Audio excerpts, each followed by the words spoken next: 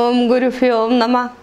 ഏകദന്തം മഹാകായം സപ്തകാഞ്ചന സന്നിഭം ലംബോദരം വിശാലാക്ഷം വന്ദേഹം ഗണനായകം. എല്ലാവർക്കും അംബികാ ജ്യോതിഷത്തിലേക്ക് സ്വാഗതം.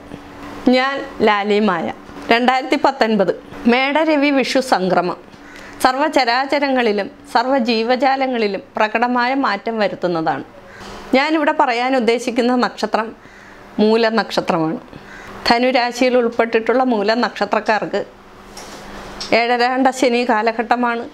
ജന്മരാശിയിലാണ് ശനി സഞ്ചരിക്കുന്ന കാലം. എന്നിരുന്നാലും വ്യാഴത്തിൻ്റെ സ്വാധീനം ദൈവാധീനം വർദ്ധിപ്പിക്കുന്നുണ്ട്. മേടവിഷു സംക്രമം അവരെ സംബന്ധിച്ച് രോഗാവസ്ഥയിൽ നിൽക്കുന്നവരാണെങ്കിൽ രോഗഭയം കൂട്ടുകയും ദുഷ്കീർത്തി, മറ്റു മാനസിക വിഷമതകൾ, ചെറിയ ചെറിയ അപകടങ്ങൾ എന്നിവയൊക്കെ സംഭവിക്കാവുന്നൊരു കാലഘട്ടമാണ്. എന്നിരുന്നാലും ദൈവാധീനം കൂട്ടുകയാണെങ്കിൽ ഇതിനെയൊക്കെ ഒരു പരിധിവരെ അതിജീവിക്കാവുന്നതാണ്. ഉദ്യോഗ സംബന്ധമായിട്ട് പ്രൊമോഷനുകളോ മേലധികാരികളുടെ പ്രീതിയോ അതുമല്ലെങ്കിൽ ഉദ്യോഗ സംബന്ധമായിട്ട് സ്ഥലം മാറ്റങ്ങളോ ഒക്കെ അനുഭവപ്പെടാൻ കുറച്ചു കാലതാമസം നേരിടുന്ന ഒരു കാലഘട്ടം കൂടിയാണ്.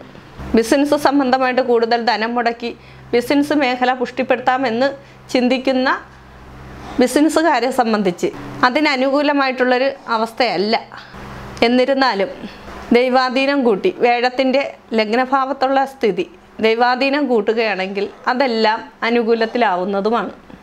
വിദ്യാർത്ഥികളെ സംബന്ധിച്ചാണെങ്കിൽ വിദ്യാ പുരോഗതി, ഉപരിപഠനത്തിന് ശ്രമിക്കുകയാണെങ്കിൽ തടസ്സങ്ങൾ, വിദ്യ അഭ്യസിച്ചതിന് ശേഷം പുതിയ തൊഴിൽ മേഖല കണ്ടെത്തുകയാണെങ്കിൽ അതിനെല്ലാം ഒരു തടസ്സം വരിക, ഇവയൊക്കെ ഈ കാലഘട്ടത്തിൽ ഉണ്ടാകാനിടയുണ്ട്.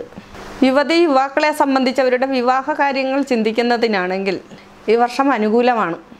വ്യാഴം 7ാം ഭാവത്തിലോട്ട് ദൃഷ്ടി ചെയ്യുന്നുണ്ട്.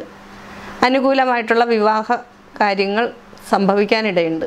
ഏഴരാണ്ട ശനിയുടെ ബുദ്ധിമുട്ടുണ്ടാകുന്നതാണെങ്കിലും ഈശ്വരാധീനം കൊണ്ട് അതിനെയൊക്കെ അതിജീവിക്കാൻ കഴിയും.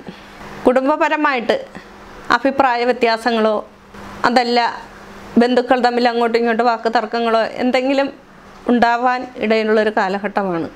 ആരോഗ്യപരമായിട്ടുള്ള വിഷയങ്ങളെ സംബന്ധിച്ചാണെങ്കിൽ ഏഴരാണ്ട ശനിയുടെ ബുദ്ധിമുട്ട് അനുഭവപ്പെടുന്നതുകൊണ്ട് വാദസംബന്ധമായ അസുഖങ്ങളും ചെറിയ ചെറിയ അപകടങ്ങളും ചെറിയ ചെറിയ മാനസിക വിഷമതകളും നേരിടുന്ന ഒരു കാലഘട്ടം കൂടിയാണ്. പരിഹാരമായി ക്ഷേത്ര പൂജാതി കാര്യങ്ങൾ, ക്ഷേത്ര ദർശനം, പ്രാർത്ഥന, കുടുംബപര ദേവതാപ്രീതി, അയ്യപ്പക്ഷേത്രത്തിൽ നീരാഞ്ജന വഴിപാട്, ഗണപതിക്ക് കർഗമാല, ശിവപ്രീതികരങ്ങളായ പൂജാതി കാര്യങ്ങൾ നടത്തി അതിനെയൊക്കെ അതിജീവിക്കാൻ കഴിയും.